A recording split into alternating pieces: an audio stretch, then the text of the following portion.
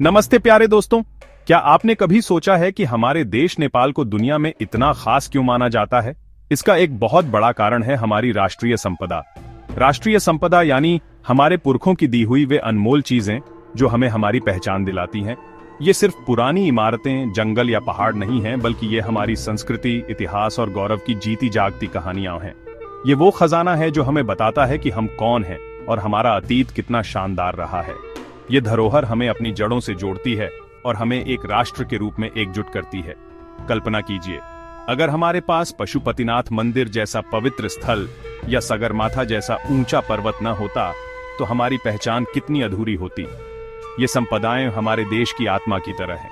ये हमें गर्व का अनुभव कराती हैं और पूरी दुनिया को नेपाल की ओर आकर्षित करती है। जब हम इन जगहों को देखते हैं तो हमें अपने पूर्वजों की मेहनत, उनकी कला और उनकी दूरदृष्टि का एहसास होता है। उन्होंने हमें केवल जमीन का एक टुकड़ा नहीं बल्कि एक समृद्ध विरासत सौंपी है, जिसे संभाल कर रखना हमारा परम कर्तव्य है। यह विरासत हमें प्रेरित करती है कि हम भी भविष्य के लिए कुछ महान करें। राष्ट्रीय संपदा हमारे लिए बहुत जरूरी है क्योंकि यह हमें सिखाती है, हमारा मनोरंजन करती है और हमारे देश की अर्थव्यवस्था में भी मदद करती है। दुनिया भर से लोग हमारे मंदिर, स्तूप और राष्ट्रीय पार्क देखने आते हैं, जिससे हमारे देश को आय होती है और लोगों को रोजगार मिलता है। इन धरोहरों के बिना नेपाल की कल्पना करना भी मुश्किल है। ये हमारे देश की सुंदरता और विविधता का प्रतीक है, जो हमें दुनिया के नक्शे पर एक अनोखी पहचान देते हैं। ये हमारी सामूहिक संपत्ति है, जिस पर हर नेपाली को गर्व होना चाहिए और इसकी रक्षा के लिए हमेशा तैयार रहना चाहिए। इस निबंध में हम नेपाल की कुछ ऐसी ही अद्भुत राष्ट्रीय संपदाओं की यात्रा पर निकलेंगे। हम काठमांडू घाटी के प्राचीन मंदिरों और दरबारों को जानेंगे, भगवान बुद्ध की जन्मस्थली लुम्बिनी की शांति को महसूस करेंगे और चितवन तथा सगरमाथा राष्ट्रीय निकुंज के प्राकृतिक सौंदर्य में खो जाएंगे। इस यात्रा में हम यह भी समझेंगे कि यह धरोहर हमारे लिए क्यों महत्वपूर्ण है और एक जिम्मेदार नागरिक के तौर पर हम इसे कैसे बचा सकते हैं। तो चलिए अपने देश के इस अनमोल खजाने को और करीब से जानने और समझने के इस रोमांचक सफर की शुरुआत करते हैं। काठमांडू घाटी, जिसे मंदिरों और देवताओं की नगरी भी कहा जाता है, नेपाल की सांस्कृतिक धरोहर का दिल है। यहाँ के हर कोने में इतिहास और कला की झलक मिलती है। इस घाटी में 3 ऐतिहासिक शहर हैं, काठमांडू, पाटन और भक्तपुर, और इन तीनों के अपने अपने दरबार स्क्वायर हैं। ये दरबार स्क्वायर यानी पुराने राजमहल के चौक, जहां राजा महाराजा रहा करते थे। यहाँ के मंदिर, महल और मूर्तियां मल्ल राजाओं के समय की अद्भुत वास्तुकला का बेहतरीन उदाहरण है। जब आप इन दरबार स्क्वायर में घूमते हैं तो ऐसा लगता है मानो समय रुक गया हो और आप इतिहास के पन्नों में पहुंच गए हों। हर इमारत अपनी कहानी कहती है। इसी घाटी में स्थित है पशुपतिनाथ मंदिर, जो भगवान शिव का एक अत्यंत पवित्र स्थल है और दुनिया भर के हिंदुओं के लिए आस्था का केंद्र है। बागमती नदी के किनारे स्थित ये मंदिर अपनी पैगोडा शैली की वास्तुकला और सुनहरी छत के लिए प्रसिद्ध है। यहाँ की सुबह और शाम की आरती का वातावरण इतना दिव्य होता है कि मन को असीम शांति मिलती है। इसके अलावा स्वयंभूनाथ स्तूप, जिसे मंकी टेम्पल भी कहते हैं, घाटी के ऊपर एक पहाड़ी पर स्थित है।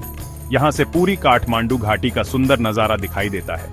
इस स्तूप पर बनी बुद्ध की आंखें मानो चारों दिशाओं में शांति और करुणा का संदेश दे रही हों। बौद्धनाथ स्तूप भी काठमांडू की एक और महत्वपूर्ण शान है।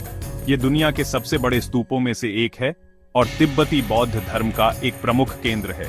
इसके चारों ओर बने घरों और मठों के बीच यह विशाल सफेद गुंबद बहुत प्रभावशाली लगता है। यहाँ सुबह शाम श्रद्धालु ओम मणि पद्मे हूँ मंत्र का जाप करते हुए इसकी परिक्रमा करते हैं, जिससे यहाँ का माहौल बहुत ही आध्यात्मिक हो जाता है। ये सभी स्थल सिर्फ पूजा पाठ की जगह नहीं है, बल्कि ये हमारी कला, संस्कृति और सहिष्णुता के प्रतीक हैं, जहां हिंदू और बौद्ध धर्म के लोग सदियों से एक साथ मिलकर रहते आए हैं। काठमांडू घाटी के ये सभी सांस्कृतिक स्थल यूनेस्को की विश्व धरोहर सूची में शामिल हैं, जो इनके वैश्विक महत्व को दर्शाता है। ये स्थान हमें हमारे पूर्वजों के कौशल, उनकी धार्मिक आस्था और उनके कला प्रेम की याद दिलाते हैं। इन जगहों पर जाकर हमें यह एहसास होता है कि हमारी विरासत कितनी समृद्ध और विविध है। यह हमारी जिम्मेदारी है कि हम इन ऐतिहासिक धरोहरों की सुंदरता और पवित्रता को बनाए रखें, ताकि आने वाली पीढ़ियां भी इन पर गर्व कर सकें और इनसे प्रेरणा ले सकें। ये स्थल नेपाल की सांस्कृतिक पहचान के सबसे महत्वपूर्ण स्तंभ हैं। जब हम नेपाल की आध्यात्मिक धरोहर की बात करते हैं तो लुम्बिनी का नाम सबसे पहले आता है। यह वह पवित्र स्थान है जहां ईसा पूर्व 623 में राजकुमार सिद्धार्थ गौतम का जन्म हुआ था, जो बाद में भगवान बुद्ध के नाम से प्रसिद्ध हुए और जिन्होंने दुनिया को शांति, अहिंसा और करुणा का मार्ग दिखाया। लुम्बिनी आज दुनिया भर के करोड़ों बौद्ध धर्मावलंबियों के लिए सबसे बड़ा तीर्थ स्थल है। यहाँ आकर मन को एक अजीब सी शांति और सुकून का अनुभव होता है। ये जगह हमें याद दिलाती है कि नेपाल वह भूमि है जिसने दुनिया को एक महान दार्शनिक और शांति का दूत दिया। लुम्बिनी का सबसे प्रमुख आकर्षण है माया देवी मंदिर, जो ठीक उसी स्थान पर बनाया गया है जहां रानी माया देवी ने भगवान बुद्ध को जन्म दिया था। मंदिर के अंदर एक पत्थर पर बुद्ध के जन्म के दृश्य को उकेरा गया है और पास में ही एक मार्कर स्टोन है जो सटीक जन्म स्थान को दर्शाता है। मंदिर के बगल में एक पवित्र तालाब है जिसे पुष्करिणी कहते हैं, जहां माना जाता है कि बुद्ध के जन्म से पहले उनकी मां ने स्नान किया था। इस तालाब के किनारे और मंदिर के आसपास का वातावरण बहुत ही शांत और ध्यान के लिए उपयुक्त है। यहाँ बैठकर ऐसा लगता है कि हम सीधे बुद्ध के काल से जुड़ गए हैं। लुम्बिनी का एक और महत्वपूर्ण ऐतिहासिक प्रमाण है सम्राट अशोक द्वारा स्थापित किया गया अशोक स्तंभ। महान मौर्य सम्राट अशोक अपने शासनकाल में इस पवित्र स्थल पर आए थे और उन्होंने बुद्ध के जन्म स्थान के सम्मान में एक स्तंभ बनवाया था। इस स्तंभ पर ब्राह्मी लिपि में लिखा है कि यह शाक्यमुनि बुद्ध की जन्मस्थली है। यह स्तंभ इस बात का एक ठोस पुरातात्विक सबूत है कि बुद्ध का जन्म यहीं हुआ था। यह स्तंभ हमें इतिहास की उस कड़ी से जोड़ता है जब एक शक्तिशाली सम्राट ने युद्ध का रास्ता छोड़कर शांति और धम्म का मार्ग अपनाया था। आज लुम्बिनी को एक विशाल अंतरराष्ट्रीय शांति पार्क के रूप में विकसित किया गया है। यहाँ दुनिया के कई देशों जैसे चीन, थाईलैंड, जापान, जर्मनी और म्यांमार ने अपने अपने सुंदर बौद्ध मठ और विहार बनाए हैं। हर मठ अपनी अनूठी वास्तुकला और संस्कृति को दर्शाता है, जिससे लुम्बिनी एक विश्व ग्राम जैसा लगता है। यहाँ घूमते हुए आप विभिन्न देशों की बौद्ध परंपराओं को देख और समझ सकते हैं। लुम्बिनी सिर्फ एक तीर्थ स्थल नहीं, बल्कि यह विश्व शांति, सहिष्णुता और सद्भाव का एक जीवंत केंद्र है, जो हमें बुद्ध के शांतिपूर्ण सह अस्तित्व के संदेश की याद दिलाता है। नेपाल सिर्फ अपनी सांस्कृतिक और ऐतिहासिक धरोहरों के लिए ही नहीं, बल्कि अपने अद्भुत प्राकृतिक खजानों के लिए भी प्रसिद्ध है। इनमें से दो सबसे महत्वपूर्ण हैं, चितवन राष्ट्रीय निकुंज और सगरमाथा राष्ट्रीय निकुंज। चितवन राष्ट्रीय निकुंज, जो नेपाल के तराई क्षेत्र में स्थित है, देश का पहला राष्ट्रीय निकुंज है। यह अपनी अविश्वसनीय जैव विविधता के लिए जाना जाता है। घने जंगल, विशाल घास के मैदान और राप्ती नदी का सुंदर किनारा इसे वन्य जीवों के लिए एक आदर्श घर बनाते हैं। ये पार्क विशेष रूप से एक सींग वाले गैंडे और शाही बंगाल टाइगर के संरक्षण के लिए प्रसिद्ध है, जो दुनिया की दुर्लभ प्रजातियों में से हैं। चितवन में आप जीप सफारी या हाथी की सवारी करते हुए इन शानदार जानवरों को उनके प्राकृतिक आवास में देख सकते हैं। गैंडों को नदी में पानी पीते या कीचड़ में लौटते देखना एक अविस्मरणीय अनुभव होता है। इसके अलावा यहाँ भालू, हिरण, लंगूर और कई प्रकार के बंदर भी पाए जाते हैं। यह पार्क पक्षी प्रेमियों के लिए भी एक स्वर्ग है, जहाँ 500 से भी ज्यादा प्रजातियों के पक्षी पाए जाते हैं। साथ ही यहाँ घड़ियाल और मगरमच्छ जैसे जलीय जीव भी देखे जा सकते हैं। चितवन राष्ट्रीय निकुंज हमें यह सिखाता है कि प्रकृति का संतुलन बनाए रखना कितना जरूरी है और वन्य जीवों का संरक्षण हमारी एक बड़ी जिम्मेदारी है। वहीं दूसरी ओर सगरमाथा राष्ट्रीय निकुंज हमें प्रकृति की भव्यता और विशालता का एहसास कराता है। यह निकुंज दुनिया के सबसे ऊंचे पर्वत सगरमाथा यानी माउंट एवरेस्ट का घर है। यह पार्क अपनी बर्फीली चोटियों, विशाल ग्लेशियरों और गहरी घाटियों के लिए प्रसिद्ध है।